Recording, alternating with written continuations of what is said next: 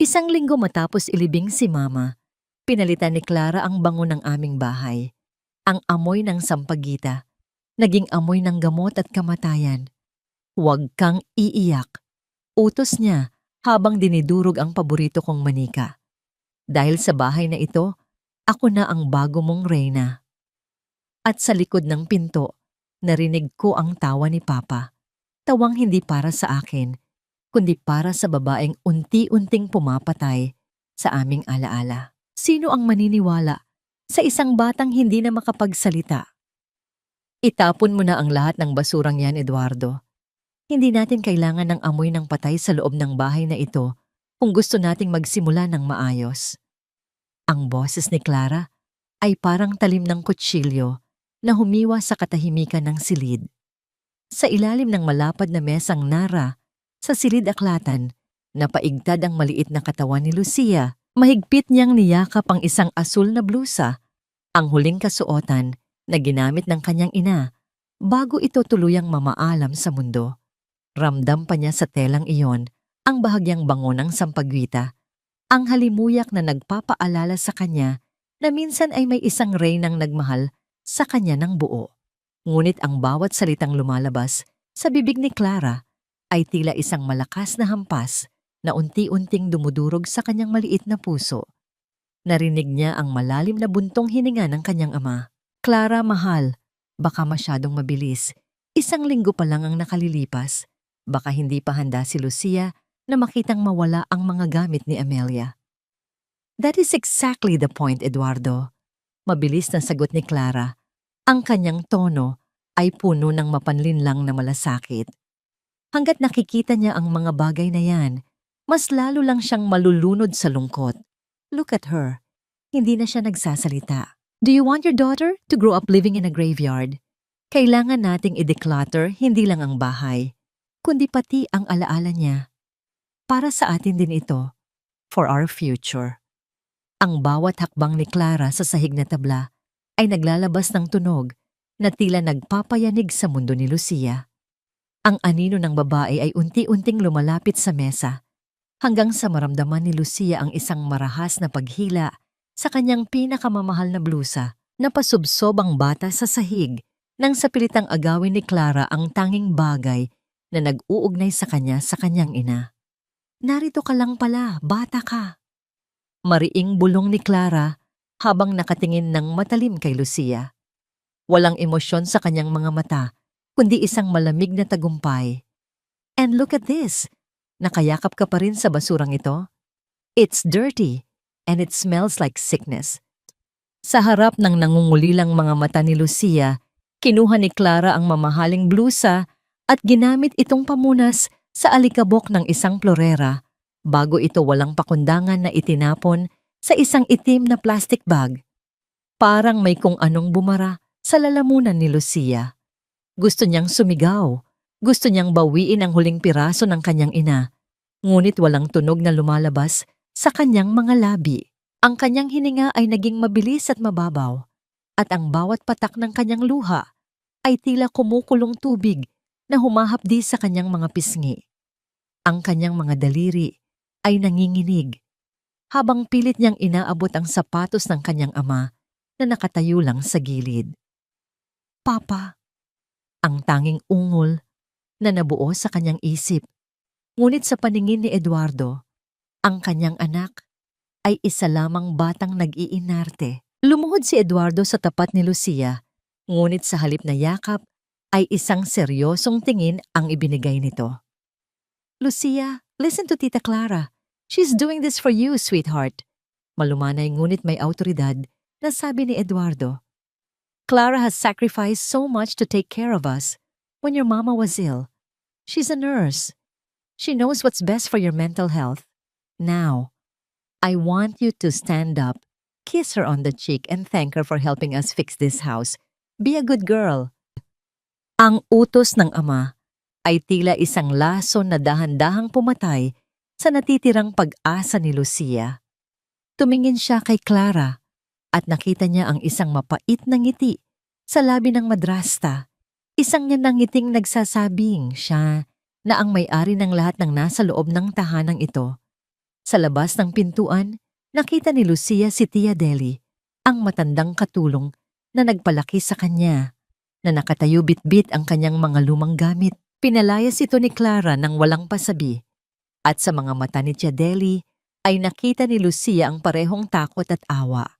Nang tuluyang magsara ang pintuan sa pag-alis ni Tia Deli, ang katahimikan sa loob ng bahay ay naging mas nakabibingi. Nanatili si Lucia na nakaluhod sa malamig na sahig, habang ang amoy ng sampagita ay tuluyan ng nilamon ng matapang na pabango ni Clara. Sa kanyang isipan, isang tanong ang paulit-ulit na umaalingaw-ngaw. Kung ang sarili niyang ama ay piniling mabulag sa kanyang sakit, sino pa ang pakikinggan ng isang batang wala ng boses? Nanatili siyang estatwa sa gitna ng silid habang pinapanood ang kanyang ama na inalalayan si Clara palabas, na tila ba ang babaeng iyon ang biktima at hindi ang anak na winasak ang buong pagkatao. Ang dilim ay dahan-dahang gumapang sa silid-aklatan, at sa bawat segundo ng katahimikan, naramdaman ni Lucia na hindi lang ang blusa ng kanyang ina ang nawala sa kanya, kundi pati na rin ang huling piraso ng kanyang kaligtasan. Eduardo, I'm really worried about her. Kanina, pag alis mo, she tried to scratch me nang subukan ko siyang pakainin ng merienda. I think your daughter is becoming more unstable at baka kailangan na natin siyang ipakonsulta sa isang specialist bago pa lumala ang kondisyon niya. Ang mga salitang binitawan ni Clara habang naghahanda ng hapunan ay tila mga lason na dahan-dahang pumasok sa isipan ni Eduardo. Nakaupo ang lalaki sa dulo ng mahabang hapagkainan. Ang kanyang mga balikat ay nakalaylay dahil sa pagod mula sa opisina at sa bigat ng pangungulila na hindi pa rin nawawala. Sa kabilang dulo, nakaupo si Lucia. Ang kanyang mga mata ay nakapako sa pinggang walang laman. Naririnig niya ang lahat ng kasinungalingan ni Clara, ngunit ang bawat salita ay tila isang pader na unti-unting itinatayo sa pagitan nila ng kanyang ama. Isang mabigat na buga ng hangin ang kumawala sa dibdib ni Eduardo. She was never like this before, Clara. Lucia was the sweetest child. Baka dahil lang ito sa shock ng pagkamatay ni Amelia. That's what I thought too at first, Eduardo. Mabilis na sagot ni Clara habang inilalapag ang isang basong gatas sa tapat ni Lucia na may kasamang matalim na tingin na siya lang ang nakakakita. But it's been weeks. I am a nurse. I've seen this before. Ang trauma ay nagbabago ng karakter ng isang bata. If we don't set boundaries now, baka maging delikado siya hindi lang sa sarili niya, kundi pati sa ating dalawa. I am just protecting this family. You know that, right? Hinawakan ni Eduardo ang kamay ni Clara. Sa ibabaw ng mesa isang kilos ng pasasalamat na nagpahirap sa paghinga ni Lucia. Ang bawat haplos ng kanyang ama sa kamay ng babaeng nagnanakaw ng kanilang katahimikan ay tila isang kutsilyong umiiwa sa kanyang balat. Nais ni Lucia na sumigaw, na sabihing si Clara ang nanakit sa kanya, na ang mga pasa sa kanyang braso ay hindi galing sa sarili niyang kuko, kundi sa mahigpit na pagkakahawak ng madrasta habang pinipilit siyang ubusin ang pagkaing panis. Ngunit sa tuwing susubukan niyang ibuka ang kanyang mga labi, ang tanging lumalabas ay ang malamig na hangin ng kanyang sariling takot. Ang boses na minsan ay pumupuno ng tawa sa bahay na yon ay tuluyan ng kinulong ng malagim na pagbabanta sa mga mata ni Clara. Lucia, sweetheart, inumin mo na ang gatas mo. Malumanay ngunit may diin na utos ni Eduardo. Ang kanyang atensyon ay nahahati sa pagitan ng pag-aalala sa anak at ng pagnanais na matapos na ang araw. Tita Clara prepared that just for you. Magpasalamat ka naman. Dahan-dahang iniangat ni Lucia ang kanyang nanginginig na mga kamay upang abutin ang malamig na baso. Sa ilalim ng mesa, naramdaman niya ang matulis na dulo ng sapatos ni Clara na mariing nakadiin sa kanyang namamagang binti. Isang tahimik na babala. Isang paalala kung sino ang tunay na nasusunod kapag nakatalikod ang kanyang ama. Ipinikit ni Lucia ang kanyang mga mata at nilagok ang gatas habang ang mga maiinit na luha ay sunod-sunod na naglandas sa kanyang mga pisngi, humahalo sa tamis ng inumin na tila naging kasing pait ng kanyang kapalaran. Nang lumalim ang gabi, ang buong mansyon ng mga Herrera ay binalot ng isang nakabibinging tahimik. Si Eduardo ay nagkulong sa kanyang silid-aklatan, nilulunod ang sarili sa mga papeles at trabaho upang takasan ang mga alaala ni Amelia na patuloy na nagmumulto sa bawat sulok ng bahay. Samantala, si Lucia ay nakahiga sa malamig na sahig ng kanyang kwarto. Inalis na ni Clara ang kanyang malambot na kama dahil ayon dito, kailangan ng bata ng disiplina upang tumino ang pag-iisip. Dahil sa panunuyo ng kanyang lalamunan at pangangalam ng sikmura, napilitan si Lucia na gumapang palabas ng kanyang silid. Ang kanyang maliliit na paa ay walang ingay na humakbang sa makinis na hagdanan pababa sa kusina. Ngunit bago pa man siya makarating sa huling baitang, natigilan siya. Ang mahinang liwanag mula sa pasilyo ay tumama sa figura ni Clara na nakatayo sa harap ng marmol na lababo. Wala na ang maamong muka na ipinapakita nito kay Eduardo. Ang tindig ni Clara ay tuwid. Ang kanyang anino ay tila isang malaking halimaw na handang lumamon sa buong kabahayan. Pinapanood ni Lucia kung paano maingat na nagtimpla ng kape ang madrasta para sa kanyang ama. Ngunit ang nagpatigil sa paghinga ng bata ay ang sumunod na ginawa nito. Mula sa malalim na bulsa ng kanyang bestida, humugot si Clara ng isang maliit na botelya. Ang parehong botelya na nakita ni Lucia na itinatago nito sa ilalim ng kutsyon ng kanyang inang, si Amelia, noong mga huling araw nito.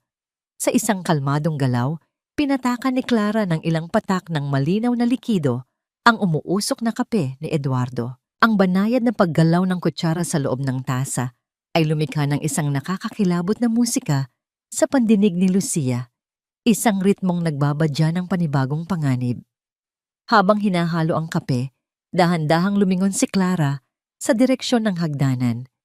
Isang maliit at mapanuyang ngiti ang gumuhit sa kanyang mga labi sa gitna ng dilim. Tila ba alam niyang may isang pares ng mga matang nakamasid sa kanyang kasamaan. Napaatras si Lucia, ang kanyang munting dibdib ay parang sasabog sa sobrang kaba. Kung kaya ni Clara na lasunin ang isip ng kanyang ama gamit ang mga kasinungalingan, ano pa ang kayang gawin ng likidong yon sa mismong katawan nito? Sa loob ng kanyang naguguluhang isipan, isang masakit na katanungan ang nag-iwan ng matinding kirot sa kanyang puso. Paano ililigtas ng isang batang walang boses ang nag-iisang magulang na mas piniling maging bulag? Ang bawat paglagok ni Eduardo sa umuusok na kape ay tila paghigop ng kamatayan sa paningin ni Lucia. Mula sa madilim na sulok ng pasilyo, nakita ng bata kung paano dahan-dahang naubos ng kanyang ama ang likidong hinaluan ng madrasta ng kung anong misteryosong gamot. Nais niyang tumakbo, nais niyang itabig ang tasa, ngunit ang kanyang mga paa ay tila nabaon sa semento. Ang takot ay isang malupit na bilangguan na mas masakit pa kaysa sa anumang pasa sa kanyang katawan. "You should sleep now, Eduardo. Masyado ka nang pagod sa trabaho," malambing na sabi ni Clara habang hinahaplos ang likod ng asawa. Ang kanyang boses ay tila isang uyayi na puno ng pampatulog, ngunit para kay Lucia, ito ay ang kislap ng talim ng isang ahas. "Salamat, Clara. Hindi ko alam kung anong gagawin ko kung wala ka," sagot ni Eduardo. Ang kanyang tinig ay nagsisimula nang bumigat at pumiyok dahil sa antok. "Mula pa noong nagkasakit si Amelia, ikaw lang ang naging katuwang ko. Utang ko sa iyo ang buhay ko at ang kaayusan ng bahay na ito." Sa mga salitang iyon, tila bumalik ang alaala ni Eduardo sa mga huling gabi ni Amelia sa loob ng silid-aklatang ito. Ang amoy ng mga lumang libro ay nahaluan noon ng matapang na amoy ng disinfectant. Naalala niya kung paano nanatiling gising si Clara sa loob ng 48 oras upang bantayan ang naghihingalong asawa. Sa mga panahong ang katawan ni Amelia ay unti-unti nang nilalamon ng panghihina, si Clara ang nagsilbing kanang kamay ng pamilya. "Ipinangako ko kay Amelia bago siya mawala na hindi ko kayo pababayaan. Bulong ni Clara, ang kanyang mga mata ay tila nagniningning sa ilalim ng madilim na ilaw ng library. Sabi niya sa akin, Clara, ikaw na ang bahala kay Eduardo. Ikaw na ang tumayong ina ni Lucia. I'm just fulfilling my promise, mahal. Ang kasinungalingang yon ay tila isang makapal na kumot na bumalot sa sentido ni Eduardo na nagpumilit sa kanya na ipikit ang kanyang mga mata at magpadala sa dilim. Nang tuluyang makatulog ang ama sa kanyang malaking upuang balat, dahan-dahang lumapit si Clara sa pasilyo kung saan nakatago si Lucia. Alam niya, alam ng halimaw na may nanonood sa kanya. Ngunit sa halip na magalit, isang malamig na tawa ang pinakawalan ni Clara bago nito tuluyang patayin ang ilaw na nag-iwan kay Lucia sa gitna ng kawalan. Nang masiguro ng bata na pumasok na si Clara sa kabilang silid, dahan-dahang gumapang si Lucia papasok sa silid-aklatan. Ang tanging liwanag ay ang mula sa buwan na sumisilip sa malaking bintana. Ang kanyang munting puso ay tila isang tambol na mabilis ang pagtibok. Bawat segundo ay puno ng panganib. Nilapitan niya ang kanyang ama, tinitignan kung humihinga pa ito. Ang mahimbing na pagkakaidlip ni Eduardo ay tila isang sumpa na hindi niya magising-gising. Sa kanyang pag-atras, ang kanyang siko ay tumama sa isang tumpok ng mga lumang papeles sa gilid ng mesa ng kanyang ina. Isang piraso ng papel ang nahulog at sumilip mula sa ilalim ng mabigat na kabinet. Mabilis na kinuha ito ni Lucia. Iniisip na baka isa ito sa mga guhit na ginawa niya para kay Amelia nung masaya pa sila. Ngunit hindi ito guhit. Ito ay isang punit na bahagi ng isang liham. Ang sulat kamay ay magulo at tila isinulat ng isang taong nanginginig ang buong katawan. Ang tinta ay bahagyang kumalat. Marahil dahil sa mga luhang pumatak dito bago pa ito matuyo. Sa ilalim ng malamlam na liwanag ng buwan, pilit na binasa ni Lucia ang mga salitang nakasulat sa Tagalog. Bawat titik ay tila isang sigaw mula sa kabilang buhay. Eduardo, huwag kang magtiwala sa mga gamot na ibinibigay ni Clara. Saklolo! Pinapatay niya! Ang papel ay naputol sa bahaging iyon. Tila ba may biglang kumuha nito bago pa matapos ang pangungusap. Nanigas ang buong katawan ni Lucia. Ang lamig ng papel sa kanyang kamay ay tila lumusot sa kanyang buto. Hindi lang pala siya ang nakakakita ng kasamaan ni Clara. Alam ng kanyang ina. Alam ni Amelia ang nangyayari, ngunit huli na ang lahat para sa kanya. Isang mahinang tunog ng pagpihit ng doorknob ang narinig ni Lucia mula sa labas ng silid-aklatan. Ang anino ng isang tao ay dahan-dahang humahaba sa ilalim ng pinto. Ang liham na hawak niya ay tila naging kasing bigat ng isang bato. Kung mahuhuli siya ni Clara na hawak ang ebidensyang ito, alam ni Lucia na hindi lang ang kanyang boses ang mawawala sa kanya, kundi pati na rin ang pagkakataong iligtas ang kanyang ama mula sa parehong hukay na kinahantungan ng kanyang ina. Nanginginig ang kanyang buong pagkatao habang pilit na naghahanap ng mapagtataguan, bit-bit ang huling hiling ng isang inang pinagtaksilan ng sarili niyang kalinga. Ang bawat sinag ng araw na tumatama sa bintana ng kusina ay tila mga mapanuring mata na nagbabantay sa bawat galaw ni Lucia. Matapos ang gabing pagkakatuklas sa punit na liham ng kanyang ina, ang takot ay naging permanenteng anino na nakadikit sa kanyang maliliit na paa. Maaga siyang nagising upang itago ang papel sa loob ng suotan ng kanyang lumang unan, ang tanging lugar na hindi pa pinapakialaman ng madrasta. Sa gitna ng kusina, nakatayo si Clara na tila isang reynang nagmamando sa kanyang nasasakupan. Ang kanyang puting uniforme ay walang kasing linis, ngunit ang bawat salitang lumalabas sa kanyang bibig ay puno ng dumi ng pagkatao. Sa tapat ni Lucia ay isang mangkok ng lugaw na malamig na at tila may kakaibang amoy ng gamot. Ubusin mo yan, Lucia. Pinaghirapan kong ihanda yan para lumakas ang iyong mahinang isip. Utos ni Clara, habang dahan-dahang hinahasa ang isang kutsilyo sa tabi ng lababo. Ang tunog ng bakal na humahalo sa semento ng hasaan ay nagbibigay ng panginginig sa buong katawan ng bata. Umiling si Lucia. Alam niya ang lasa ng gamot na unti-unting nagpapatulog sa kanyang ama. Ayaw niyang maging kasing hina ni Eduardo. Sa isang mabilis na pagkilos ng pagre-rebelde, itinulak niya ang mangkok palayo sa kanya. Ang puting likido ay tumapon sa makinis na sahig na lumikha ng isang malaking mantsa na tila isang sugat sa gitna ng kusina. Ang katahimikan na sumunod ay mas nakatatakot kaysa sa anumang sigaw. Dahan-dahang ibinaba ni Clara ang kutsilyo at humakbang papalapit kay Lucia. Ang kanyang mukha ay nanatiling kalmado, ngunit ang kanyang mga mata ay naglalabas ng isang mabangis na apoy. Sayang ang biyaya, Lucia. Maraming bata ang nagugutom sa labas habang ikaw ay nag-aaksaya. Bulong ni Clara, ang kanyang boses ay tila isang kuskos ng tuyong dahon sa semento. Sabi ng Biblia, ang pag-aaksaya ay isang kasalanan. At sa bahay na ito, ang bawat kasalanan ay may katapat na paglilinis. Sa isang marahas na paghila, kinaladkad ni Clara si Lucia patungo sa malaking itim na basurahan sa sulok ng kusina.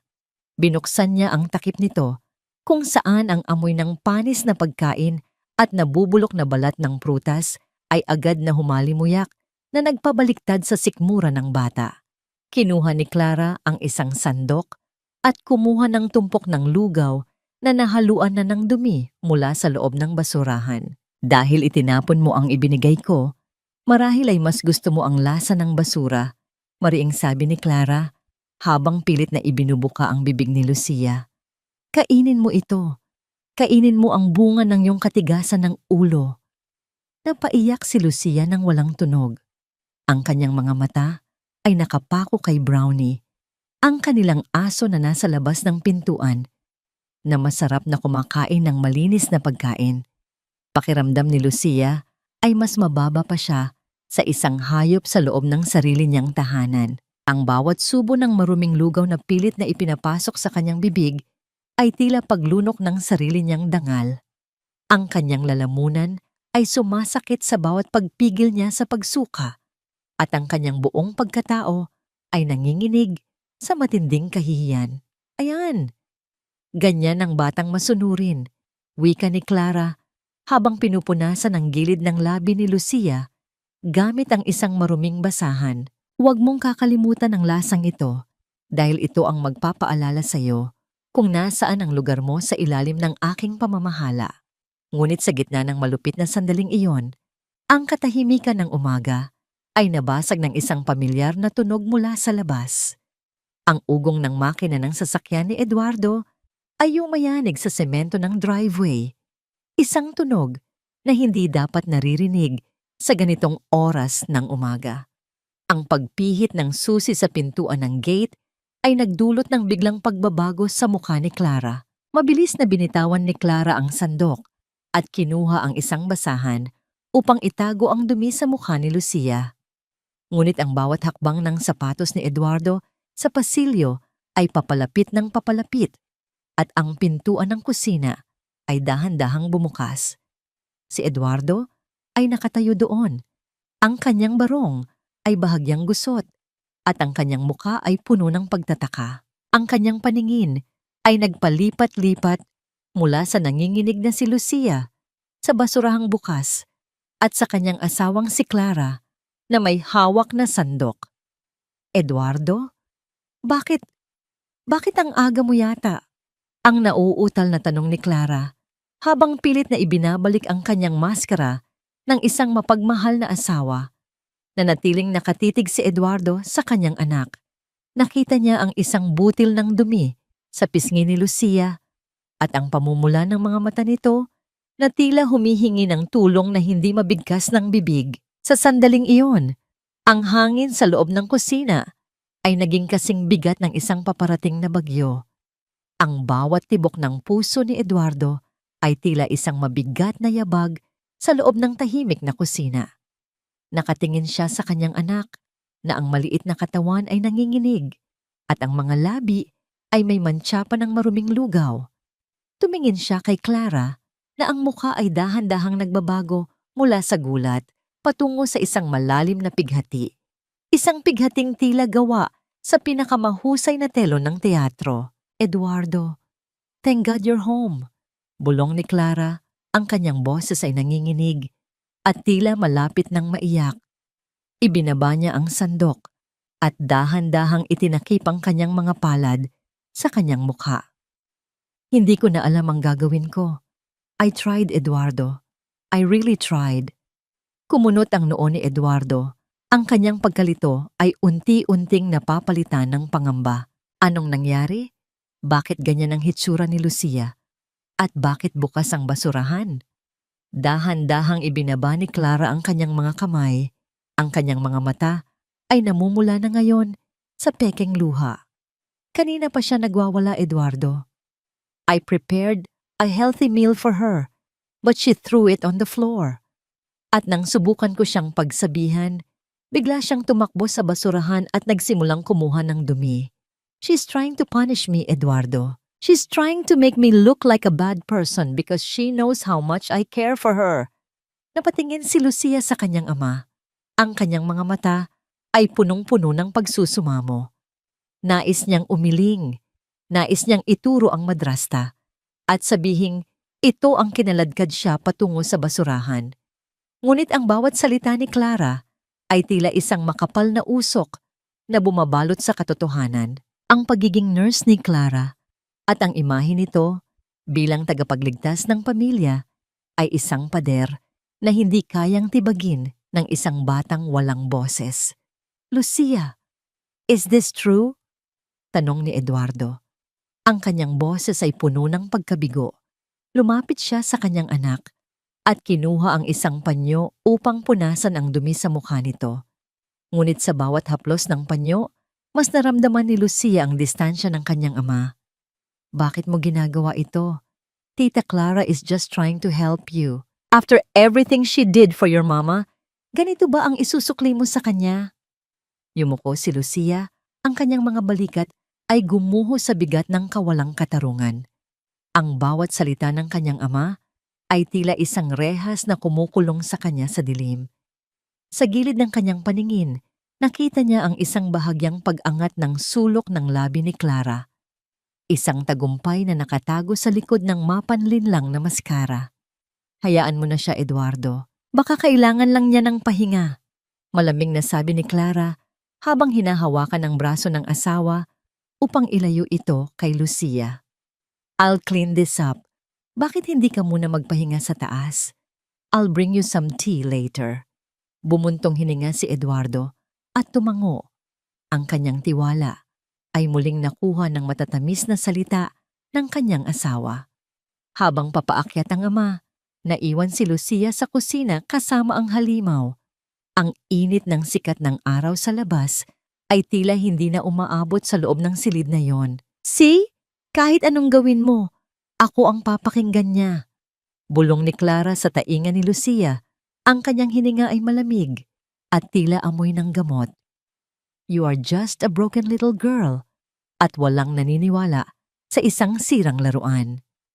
Ngunit ang katahimikan ng kanilang pagtutuos ay nabasag ng maramdaman ni Clara ang pag-vibrate ng kanyang telepono sa loob ng kanyang bulsa.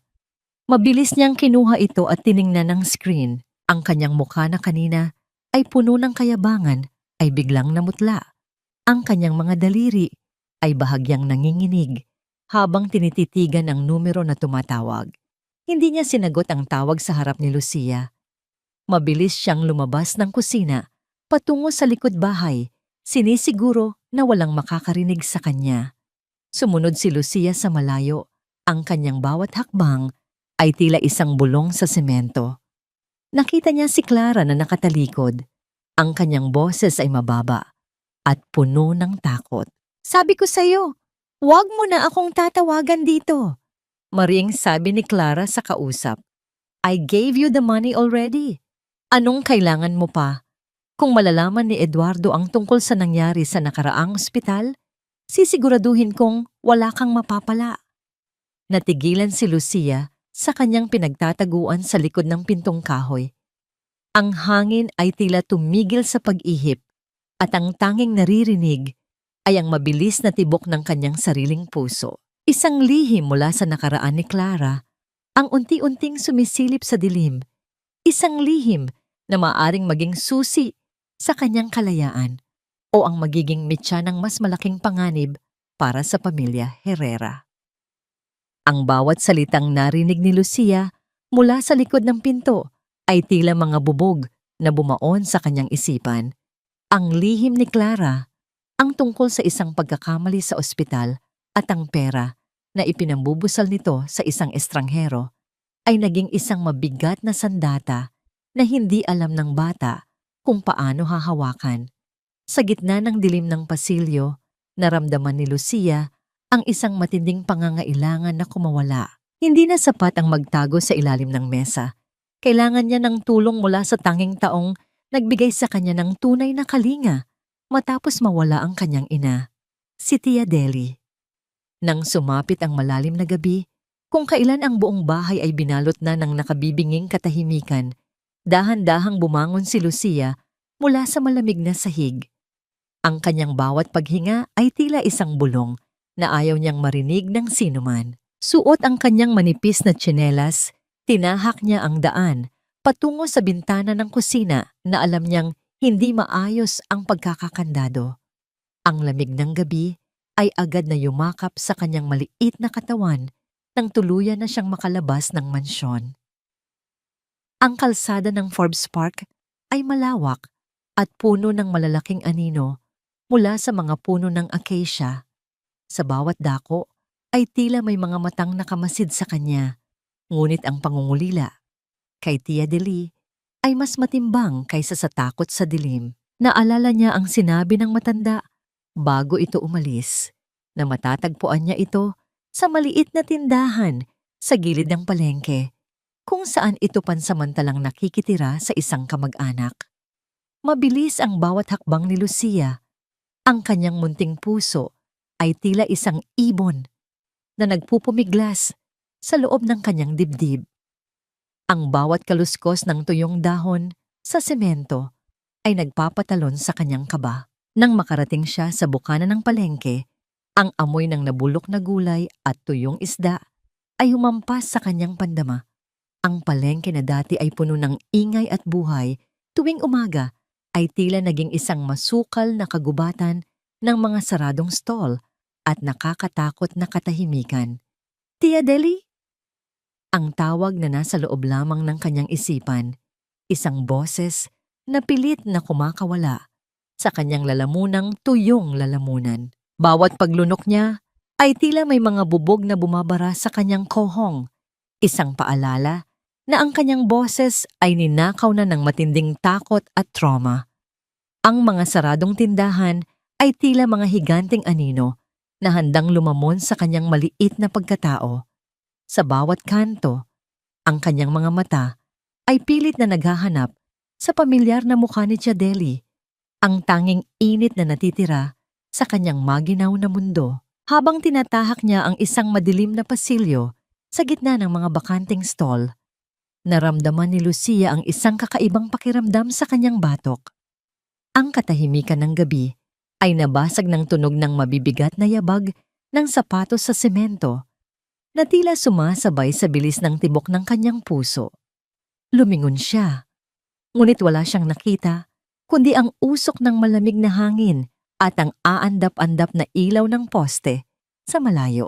Ang kanyang pawis ay malagkit na humahalo sa alikabok ng palengke at ang kanyang mga binti ay nagsisimula ng manginig sa pagod.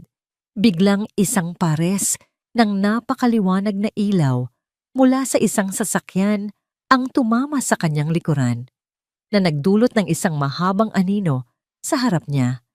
Ang liwanag ay tila tumatagos sa kanyang manipis na damit at ang ugong ng makina ng sasakyan ay unti-unting lumalakas habang papalapit ito sa kanya. Nais tumakbo ni Lucia, ngunit ang kanyang mga paa ay tila naging kasing bigat ng tingga.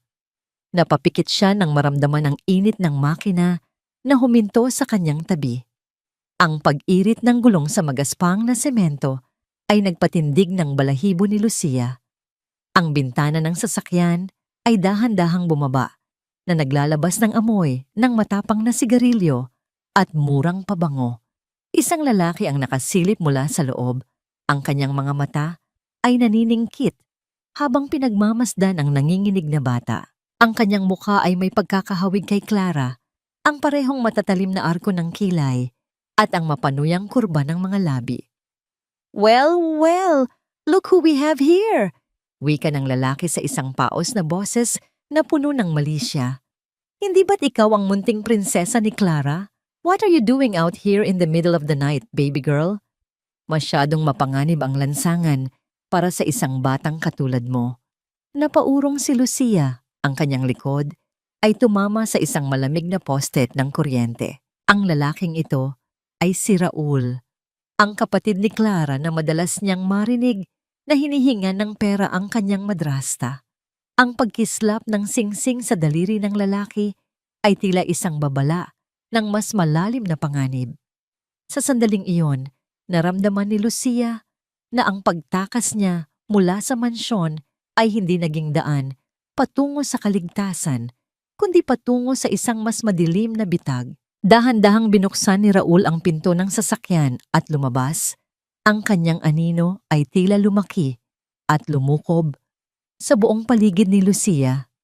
Isang mapanganib na ngiti ang sumilay sa kanyang muka habang unti-unti niyang pinaliliit ang distansya sa pagitan nila ng bata. "Don't worry, Lucia. I'll take you back to your Tita Clara." Bulong ni Raul habang inuunat ang kanyang kamay na tila isang maninila. "Sigurado akong matutuwa siya kapag nalaman niyang nahanap kita. At sigurado rin akong may kaukulang bayad ang pagliligtas ko sa iyo." Sa gitna ng masukal at madilim na kalsada, walang ibang makakarinig sa pagsusumamo ng mga mata ni Lucia. Ang boses na pilit niyang hinahanap ay nanatiling nakabaon sa ilalim ng kanyang takot, habang ang anino ni Raul ay tuluyan ng bumalot sa kanya na nag-iiwan ng isang malaking katanungan. Mayroon pa bang matatakbuhan ang isang batang wala nang mapuntahan? Ang bawat hakbang pabalik sa loob ng mansyon ng mga Herrera ay tila paglakad patungo sa sarili niyang bitayan. Hawak ni Raul ang braso ni Lucia nang may higpit na nag-iiwan ng mapupulang marka sa kanyang balat. Isang hapdi na tila nagpapaalala sa bata na walang puwang ang kalayaan para sa kanya.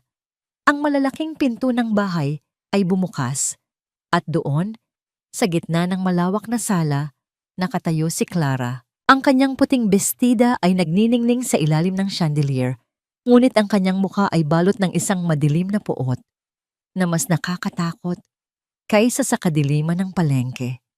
"Salamat, Raul. Alam mo na kung nasaan ang sobre mo sa kusina." Tipid na sabi ni Clara habang ang kanyang mga mata ay nananatiling nakapako kay Lucia. Nang tuluyang umalis ang kanyang kapatid, ang katahimikan sa loob ng bahay ay naging kasing bigat ng isang hatol. Dahan-dahang lumapit si Clara sa nanginginig na bata. Walang sigaw, walang galit na boses. Ang tanging naririnig ay ang marahang paghila ni Clara ng isang upuan sa tabi ng maliit na altar kung saan nakalagay ang larawan ni Amelia. Pinilit niyang paupuin si Lucia sa harap ng larawan ng sariling ina. "Gusto mo bang sumunod sa kanya, Lucia? Is that why you're running away?"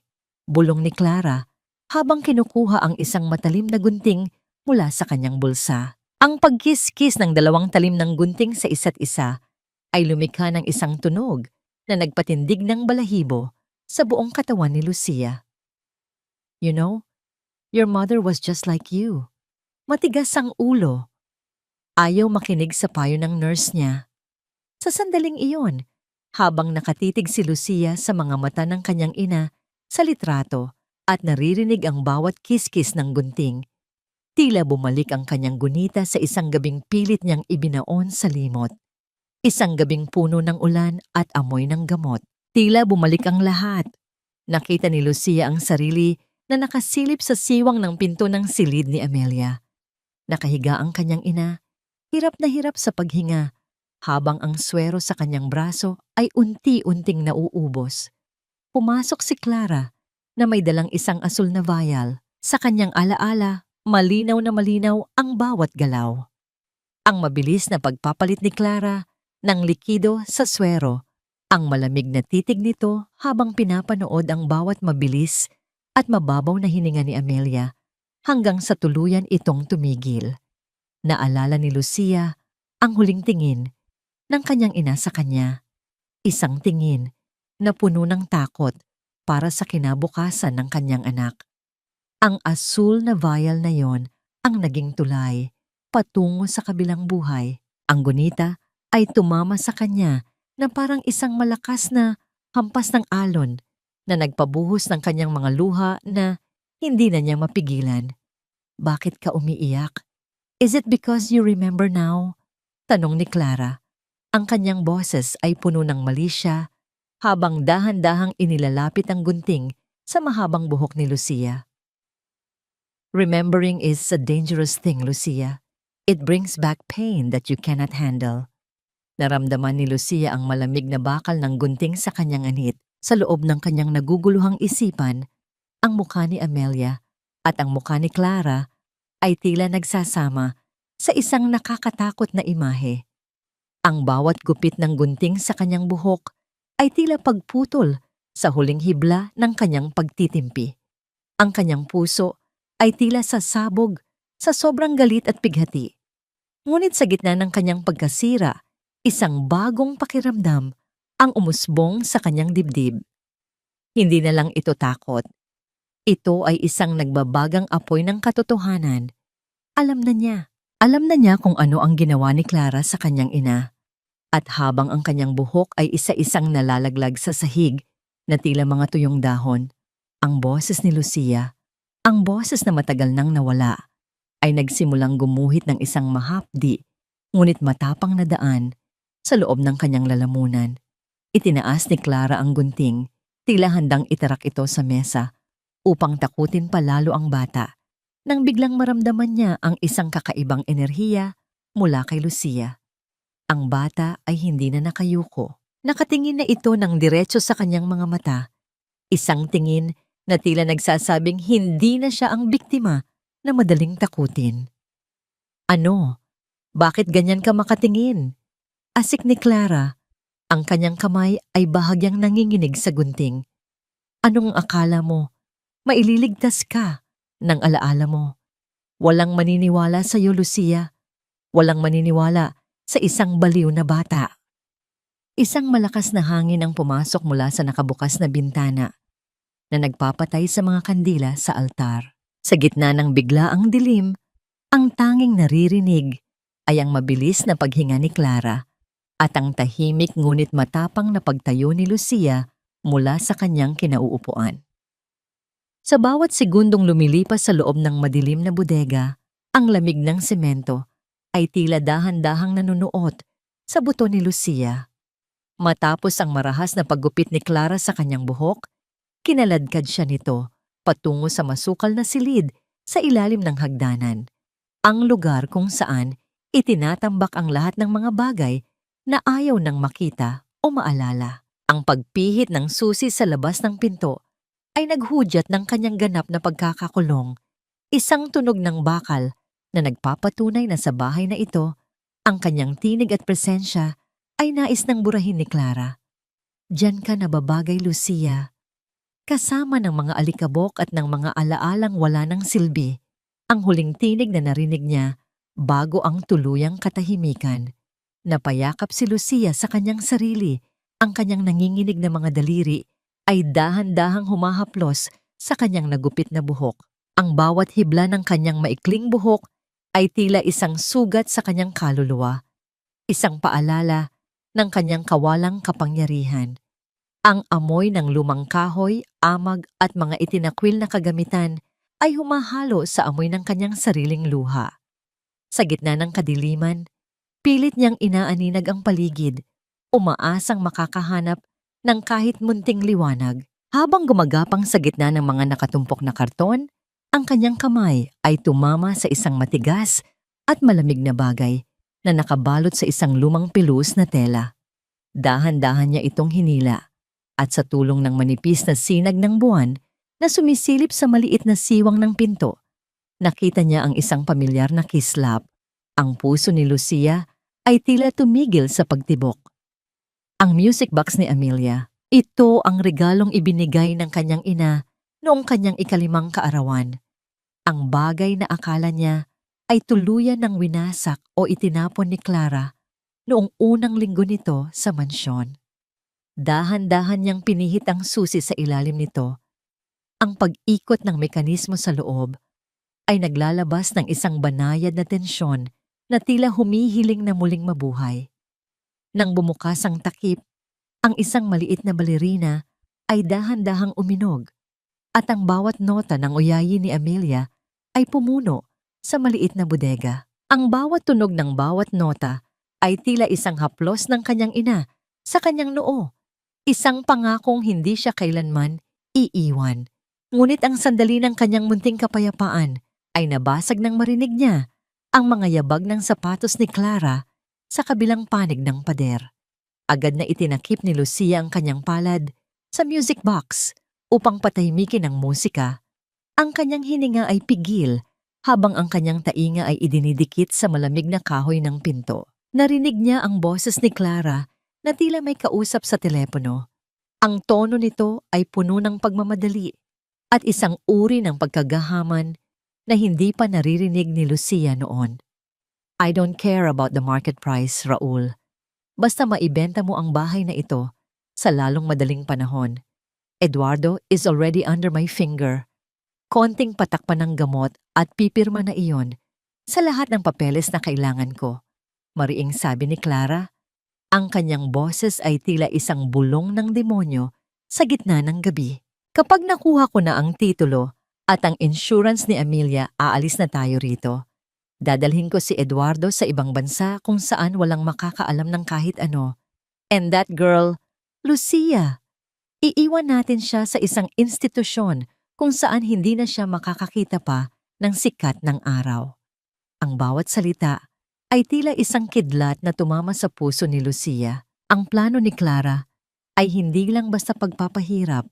Nais nitong ubusin ang lahat ng mayroon ng kanyang ama at tuluyang burahin ang pamilya Herrera sa mapa. Ang takot na naramdaman niya kanina ay unti-unting napalitan ng isang matinding determinasyon. Alam niyang hindi na sapat ang umiyak sa dilim. Kung hindi siya kikilos, ang kanyang ama ang susunod na hihiga sa tabi ng kanyang ina sa ilalim ng lupa. Sa gitna ng masukal na bodega, hawak ang music box na tila isang anting-anting. Naramdaman ni Lucia ang unang pagkakataon na ang kanyang boses ay nagpupumiglas na lumabas. Hindi na ito sigaw ng takot, kundi isang hiyaw ng katarungan na naghihintay ng tamang sandali.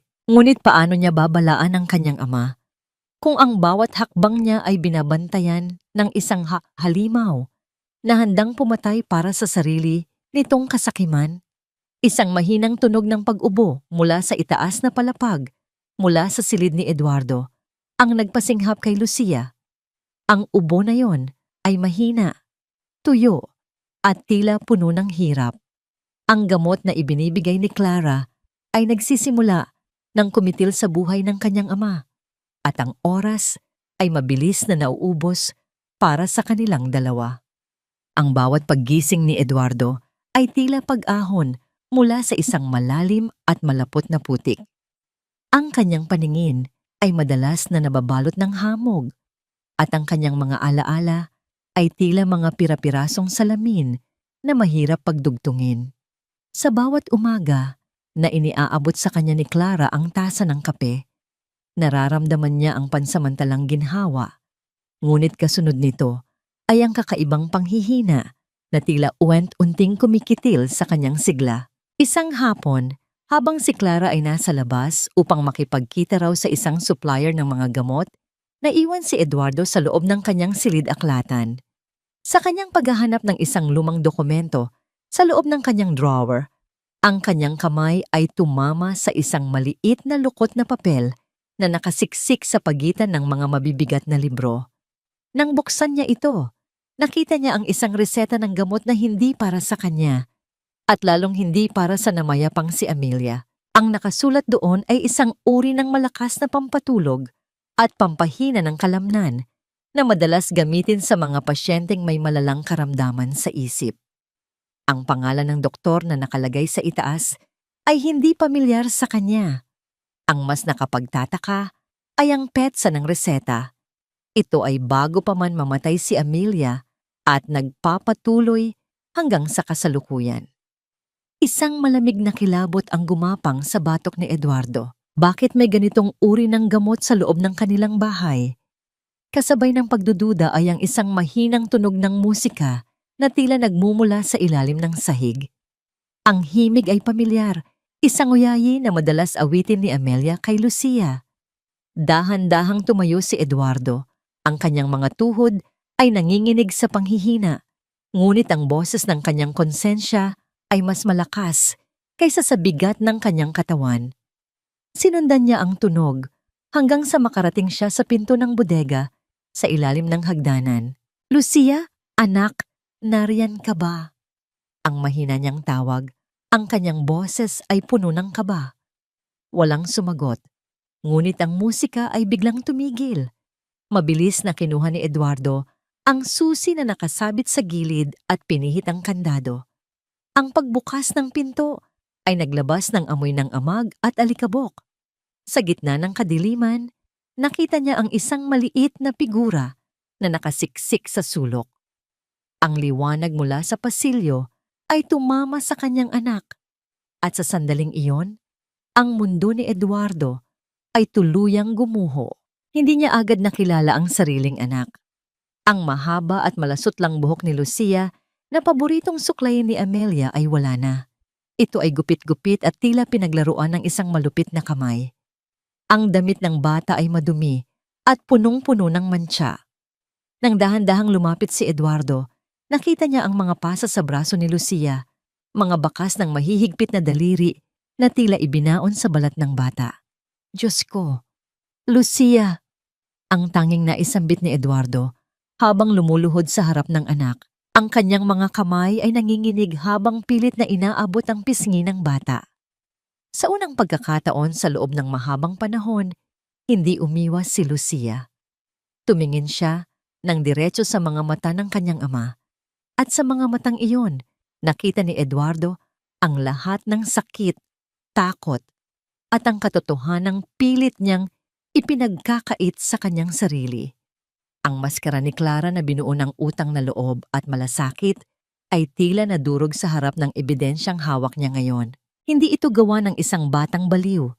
Ito ay gawa ng isang halimaw na pinatira niya sa loob ng kanilang tahanan. Niyakap ni Eduardo ang kanyang anak nang may higpit na tila humihingi ng tawad sa bawat segundong naging bulag siya. Ang bawat patak ng luha ni Eduardo na bumabasa sa balikat ni Lucia ay tila isang sumpa sa kanyang sariling kapabayaan.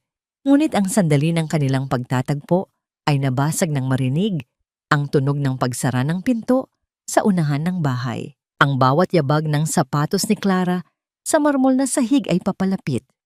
At ang bawat hakbang nito ay tila isang babala ng paparating na bagyo. "Eduardo, bakit bukas ang bodega?" Ang boses ni Clara ay narinig mula sa pasilyo. Kalmado, ngunit may kasamang kakaibang talim. Nanigas si Eduardo. Ang init ng galit ay nagsimulang dumaloy sa kanyang mga ugat. Ngunit kasabay nito ay ang takot para sa anuman pang kayang gawin ng babaeng ito. Hawak ang music box ni Amelia sa isang kamay at ang kanyang anak sa kabila. Naramdaman ni Eduardo na ang bawat pader ng mansyon na ito ay tila tumitipon upang gumuho sa kanila. Ang katotohanan ay narito na. Ngunit ang tanong ay kung sapat ba ang lakas ng isang amang pinahina ng lason upang iligtas ang huling alaala ng kanyang tunay na mahal. Ang bawat patak ng ulan na humahampas sa bubong ng mansyon ay tila mga bala ng katotohanan na nagnanais bumutas sa katahimikan ng gabi. Sa labas, ang langit ay binalot ng galit na kulay abo at ang dagundong ng kalikasan ay yumayanig sa mga malalaking bintanang kristal ng pamilya Herrera. Sa loob ng pasilyo, nakatayo si Eduardo habang kalong ang nanginginig na si Lucia. Ang kanyang puso ay tila isang sugatang hayop na pilit bumabangon mula sa pagkakalubog sa lason ng kasinungalingan. Dahan-dahang pumasok si Clara sa silid. Ang kanyang payong ay tumutulo pa ng tubig sa makinis na sahig na lumilikha ng mga bakas na tila luha ng langit. Nang makita niya ang bukana ng bodega at ang hitsura ni Eduardo, ang kanyang mukha ay hindi nagpakita ng takot. Sa halip, ang kanyang mga mata ay nanatiling malamig, tila isang lawa na walang hangganan ang lalim. Eduardo, you shouldn't be out of bed.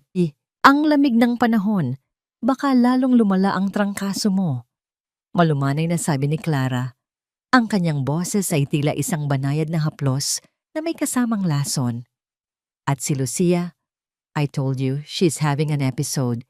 Sinaktan niya ang sarili niya, kaya kinailangan ko siyang i-isolate para sa safety niya. Isolate? Sinaktan ang sarili? Ang boses ni Eduardo ay galing sa kailaliman ng kanyang lalamunan, puno ng pait at pagsisisi. Itinaas niya ang kamay ni Lucia. Ipinapakita ang mga pasa na tila mga ube sa puting balat ng bata. Ang sarili ba niya ang gumawa nito, Clara? O ang mga kamay mo na akala ko ay nagdadala ng kagalingan, pero kamatayan pala ang ibinibigay? Isang mapait na tawa ang kumawala sa mga labi ni Clara. Ibinaba niya ang kanyang payong at dahan-dahang lumapit. Ang bawat hakbang ng kanyang sapatos ay lumilikha ng tunog na tila isang orasan na nagbibilang ng huling sandali. Eduardo, listen to yourself. You are hallucinating. Iyan ang side effect ng sakit mo. I am a nurse. I am the one keeping you alive. If not for me, matagal ka na sanang sumunod kay Amelia. Huwag mong babanggitin ang pangalan ng asawa ko. Sigaw ni Eduardo. Ang kanyang buong katawan ay nanginginig sa galit. Nahanap ko ang reseta, Clara. Nahanap ko ang mga gamot na ibinibigay mo sa akin. You've been poisoning me, just like how you poisoned my wife. Ang katahimikan na sumunod ay mas matindi pa kaysa sa ingay ng bagyo sa labas. Ang maskara ni Clara ay tuluyan ng natanggal at ang lumabas ay ang tunay na mukha ng isang maninila. Ang kanyang mga mata ay naningkit at ang kanyang tindig ay naging kasing tigas ng bakal. So nalaman mo na rin, bulong ni Clara. Ang kanyang boses ay wala ng bakas ng lambing. Sayang. We could have lived a perfect life, Eduardo. Maibibigay ko sa iyo ang lahat kung naging masunurin ka lang. Pero masyado kang nakakapit sa multo ng nakaraan. At ang batang iyan, she's a reminder of everything I hate about your marriage with Amelia. Biglang naramdaman ni Eduardo ang isang matinding pag-ikot ng paligid. Ang lason sa kanyang katawan ay tila nag-aalab na nagpapahina sa kanyang mga tuhod. Napasandal siya sa pader habang si Lucia ay nanginginig na nakakapit sa kanyang binti. Nakita ni Clara ang pagkakataong ito. Mabilis siyang kumilos at hinablot ang braso ni Lucia. Pilit na inilalayo ang bata sa kanyang ama. Let her go, Clara! Pagmamakaawa ni Eduardo, ang kanyang boses ay pumupiyok na sa panghihina. Hindi na maaari, Eduardo. It's too late for a happy ending. Wika ni Clara habang hinihila si Lucia patungo sa hagdanan. Kung hindi ka pipirma sa mga papeles ng transfer of assets, hindi mo na uli makikita ang anak mo. I'll make sure she disappears, just like her mother's voice. Ang takot sa mga mata ni Lucia ay naging isang matinding enerhiya na tila sasabog sa kanyang dibdib. Nakita niya ang kanyang ama na nakaluhod sa sahig, hirap na hirap huminga, habang ang halimaw ay pilit siyang kinakaladkad. Sa loob ng kanyang lalamunan, ang mga pader ng trauma na itinayo ng ilang buwang pambaningang pananahimik ay nagsimulang gumuho.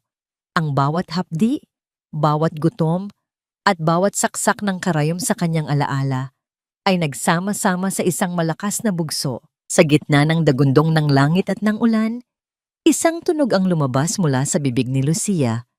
Isang tunog na hindi narinig sa loob ng mansyong yon sa mamahabang panahon. Ito ay isang boses na tila galing sa kabilang buhay, puno ng katarungan at ng lakas ng isang inang naghihiganti. Pamatay! Ang sigaw ni Lucia ay yumayanig sa mga dingding na nagpapatigil sa bawat galaw ni Clara. Ang boses ng bata ay tila isang kidlat na tumama sa gitna ng bagyo na nagiiwan ng isang nakabibinging alingawngaw ng katotohanan. Ang bawat titik ng salitang binitiwan ni Lucia ay tila isang mitya na nagpasabog sa katahimikan ng mansyon. Ang sigaw na iyon, na nagmula sa kailaliman ng kanyang maliit na dibdib, ay paulit-ulit na umalingaw-ngaw sa pasilyo, na tila mga humahagupit na alon na dumudurog sa bawat kasinungalingang itinayo ni Clara. Nanigas ang madrasta, ang kanyang mga mata ay nanlaki sa gulat, at hindi makapaniwalang ang batang binalot niya ng takot ay muling nakahanap ng kanyang boses. Ano ang sinabi mo? Ang nauutal na tanong ni Clara, ang kanyang kamay na nakahawak sa braso ni Lucia ay bahagyang nanginginig. You can talk? Ngunit hindi natakot si Lucia. Sa halip, lalong naging matapang ang kanyang tingin. Pamatay! Pinatay mo si Mama! At pinapatay mo rin si Papa! Ang bawat salita ni Lucia ay tila isang malakas na sampal sa pagkatao ni Clara. Sa gitna ng panghihina, si Eduardo ay pilit na bumangon. Ang kanyang mga daliri ay mariing nakakapit sa gilid ng hagdanan. Ang bay ng lason ay tila panandali ang natalo ng nag-aalab na proteksyon ng isang ama. Tama na, Clara. Tapos na ang panloloko mo sa amin. No, wala kayong ebidensya. I was the one who cared for Amelia. I was the one who cared for you. Sigaw ni Clara. Ang kanyang boses ay pumipiyok na sa desperasyon habang pilit niyang hinahanap ang kanyang susi sa loob ng bulsa. Baliw ang batang iyan. Eduardo, don't listen to her. Ngunit ang gabi ay hindi pa tapos sa paglalantad ng katotohanan. Sa gitna ng hagupit ng ulan at dagundong ng langit, ang mga ilaw ng sasakyan mula sa labas ay tumama sa malaking pinto ng mansyon. Ang mga kulay asul at pula ay nagmistulang mga mapanuring mata na kumukutitap sa gitna ng dilim, na nagbibigay ng kakaibang liwanag sa loob ng bahay. Bumukas ang malaking pinto at isang pamilyar na figura ang pumasok, si Tia Deli. Kasama niya ang dalawang lalaking nakauniporme. Ang kanilang mga mukha ay seryoso at walang bahid ng pag-aalinlangan. Sa kamay ni Tia Deli ay hawak niya ang isang maliit na plastic bag kung saan nakalagay ang asul na vial na itinapon ni Clara sa labas ng bakod noong nakaraang gabi, pati na ang mga reseta na matagal nang hinahanap ni Eduardo. Deli, anong ginagawa mo rito? Ang gulat na tanong ni Eduardo. Hindi ako lumayo, Eduardo. Pinanood ko ang bawat galaw ng babaeng iyan mula nang palayasin niya ako. Wika ni Tia Deli. Ang kanyang boses ay puno ng katarungan. Nahanap ko ang mga ebidensyang kailangan ninyo. Nakita ko kung paano niya pinalitan ang swero ni Amelia. At mayroon akong testigo mula sa dati niyang ospital, ang taong tinatakot niya para manahimik tungkol sa mga maling gamot na ibinibigay niya sa mga pasyente para sa pera. Ang mukha ni Clara ay unti-unting namutla. Ang kanyang bawat kalamnan ay tila nanigas sa matinding takot. Sinubukan niyang tumakbo patungo sa kusina, marahil upang humanap ng ibang malalabasan, ngunit mabilis siyang naharang ng mga awtoridad. Ang pagkiskis ng bakal na posas sa kanyang mga pulso ay naglikha ng isang tunog na naghudyat ng katapusan ng kanyang paghahari sa loob ng bahay Herrera. Bitiwan ninyo ako. Hindi ninyo alam ang ginagawa ninyo. I saved this family. Ang nagwawalang sigaw ni Clara habang kinakaladkad siya palabas ng mansyon. Ang kanyang buhok na laging maayos ay gulo-gulo na ngayon at ang kanyang puting uniforme ay narumihan na ng putik at ulan. Sa gitna ng kaguluhan, niyakap ni Eduardo si Lucia nang may higpit na tila ayaw na itong pakawalan kailanman. Ang bawat patak ng ulan na pumapasok mula sa nakabukas na pinto ay tila naghuhugas sa lahat ng dumi at sakit na iniwan ni Clara. Tumingin si Lucia sa kanyang ama at sa unang pagkakataon, matapos ang mahabang panahon, nakikita niya ang isang totoong nangiti sa likod ng mga luhang puno ng pagsisisi. "I'm sorry, Lucia. Patawarin mo si Papa," bulong ni Eduardo habang hinahalikan ang noo ng anak. "Hindi na tayo masasaktan muli. Ipinapangako ko sa'yo." Habang unti-unting lumalayo ang mga ilaw ng sasakyan ng pulis, ang Mansyon Herrera ay muling binalot ng isang kakaibang katahimikan. Ngunit hindi na ito ang nakabibinging katahimikan ng takot, kundi ang simula ng isang payapang gabi kung saan ang bawat sugat ay maaari na ring magsimulang maghilom. Ang boses ni Lucia ay nagbalik na at kasama nito ang pag-asang ang bawat alikabok sa kanilang kristal na buhay ay tuluyan ng mapapalis.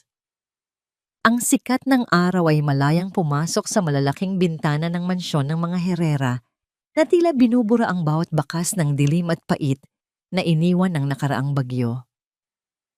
Wala na ang matapang na amoy ng disinfectant at gamot na dati ay bumabalot sa bawat pasilyo. Sa halip, ang hangin ay puno ng halimuyak ng sariwang kape at ang amoy ng basang lupa mula sa hardin, isang amoy na nagbabadya ng bagong simula. Sa gitna ng malawak na bakuran, nakaupo si Eduardo sa damuhan, malayo sa kanyang dati at abalang buhay sa opisina. Ang kanyang mga kamay, na dati ay puro papeles lamang ang hawak, ay puno na ngayon ng itim na lupa habang tinutulungan ang kanyang anak. Sa tabi niya, si Lucia ay abala sa paghuhukay ng maliliit na butas para sa mga bagong tanim na sampagwita. Ang kanyang gupit-gupit na buhok ay dahan-dahan ng humahaba at ang mga pasa sa kanyang braso ay tuluyan ng naglaho na pinalitan ng malusog at kulay kayumangging balat.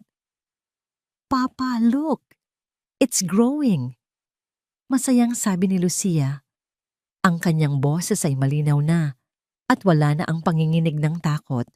Bagamat minsan ay nandoon pa rin ang bahagyang pag-aalinlangan, ang bawat salitang lumalabas sa kanyang bibig ay tila isang himala para kay Eduardo. Ngumiti si Eduardo at hinaplos ang ulo ng anak. "Yes, sweetheart. Parang ikaw, dahan-dahan silang lalaki at magbibigay ng bango sa ating tahanan. Your mama would be so proud of you." Sandaling tumigil si Lucia at tumingin sa asul na langit. "Do you think she can see us, Papa?" "I know she can, Lucia. Nararamdaman ko siya sa bawat ihip ng hangin at sa bawat bulaklak na namumukadkad dito," sagot ni Eduardo. Ang kanyang boses ay puno ng emosyon. "And she's happy because we're together again." Patawarin mo si Papa kung naging bulag ako noon, anak. I spent so much time trying to be a provider na nakalimutan kong maging isang ama. Hinawakan ni Lucia ang maduming kamay ng kanyang ama at pinisili ito ng mahigpit. "It's okay now, Papa. We're both home." Mula sa balkonahe, lumabas si Chadeli bitbit ang isang tray ng merienda. Ang kanyang mukha ay maliwanag at puno ng kagalakan habang pinagmamasdan ang dalawa. Ang Mansyong Herrera ay hindi na isang malamig na kahon ng mga lihim, kundi isang tunay na tahanan kung saan ang tawanan ay muling naririnig sa bawat sulok. Ang mga gamit ni Amelia na dati ay itinapon ni Clara ay unti-unti nilang nahanap at ibinalik sa kanilang mga tamang lugar na tila binubuhay muli ang diwa ng yumaong ina. Habang nagpapatuloy sila sa pagtatanim, ang katahimikan ng hapon ay nabasag ng tunog ng pagpihitin ng bakal na gates sa unahan. Isang itim na sasakyan ang huminto sa tapat ng mansyon at isang lalaki ang dahan-dahang bumaba.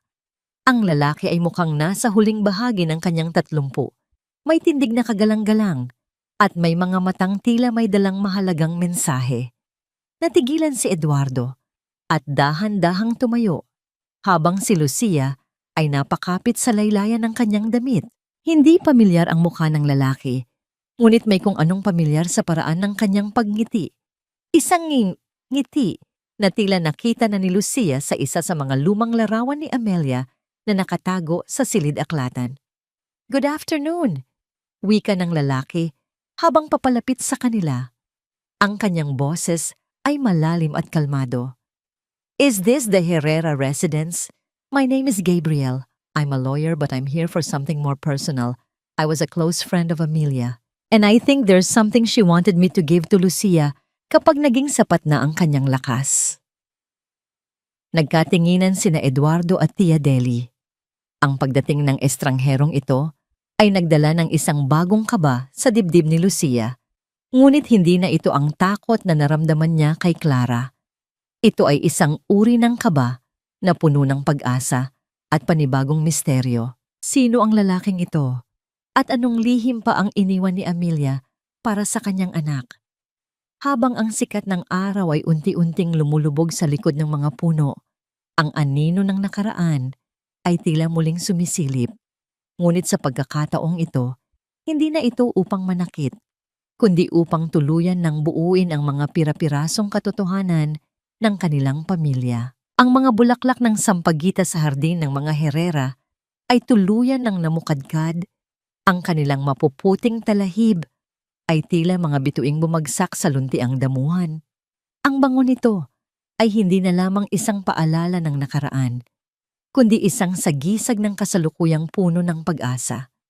Lumipas ang ilang buwan mula nang madala si Clara sa kailaliman ng rehas kung saan ang kanyang mga kasinungalingan ay hindi na makakapanakit pa ng sinuman. Ang balita ng kanyang habambuhay na pagkapiit ay nagsilbing huling tuldok sa isang madilim na kabanata na nagbigay ng katarungan sa alaala ni Amelia at sa bawat luhang ibinuhos ni Lucia.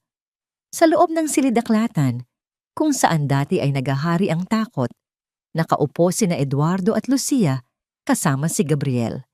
Inilapag ng abogado ang isang maliit at lumang video camera sa ibabaw ng mesa, isang bagay na maingat niyang itinago sa utos ni Amelia bago pa man ito tuluyang manghina.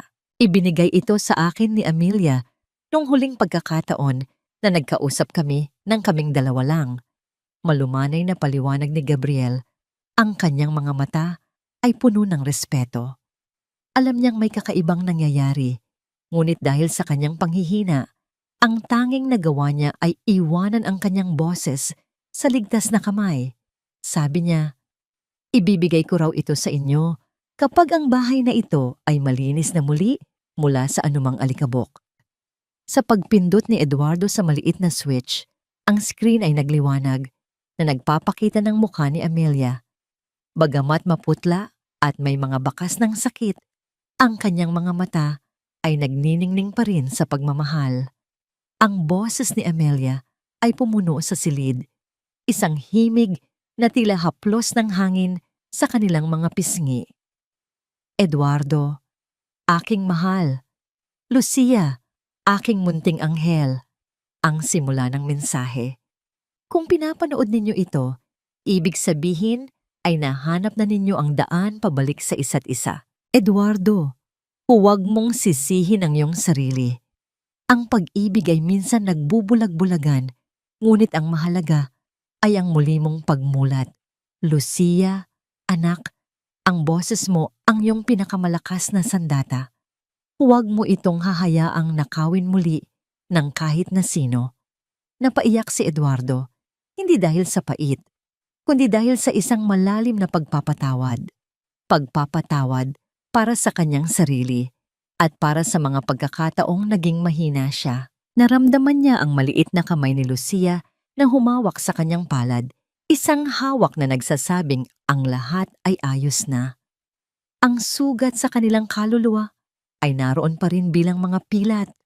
Ngunit ang mga pilat na ito ay patunay na sila ay nakaligtas at nagtagumpay. Nang sumapit ang hapunan, ang mansyon ay muling binalot ng amoy ng lutong bahay ni Tia Deli. Ang bawat kwentuhan at malutong na tawa ni Lucia habang nagkukwento tungkol sa kanyang pag-aaral ay tila musikang nagpapagaling sa bawat sulok ng bahay. Wala na ang kaba sa bawat pagtunog ng pinto Wala na ang pag-aalinlangan sa bawat tasa ng kape. Sa huling sandali ng gabi, lumabas si Lucia sa balkonahe at tumingin sa malawak na langit.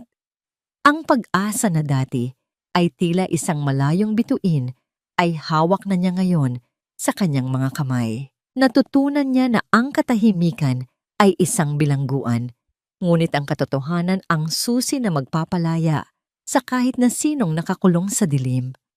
Ang pamilya Herrera ay hindi na binuo ng perpektong kristal na walang bahid. Sila ngayon ay tila isang kristal na nabasag, ngunit muling binuo ng may higit na ingat at pagmamahal.